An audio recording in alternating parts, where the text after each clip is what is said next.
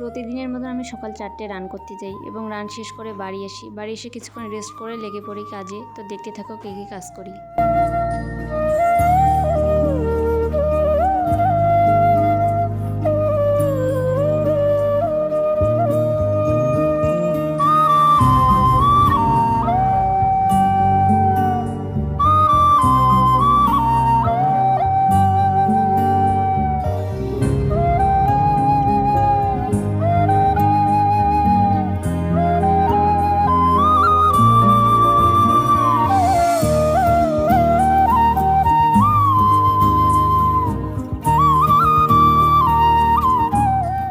তো মোটামুটি কাজ শেষ করে আমি চলে এসে আমাদের গরুটাকে স্নান করাতে। ওকে স্নান করে নিজেও স্নান করে ঠাকুর পূজা করে সকালের খাওয়া কমপ্লিট করি।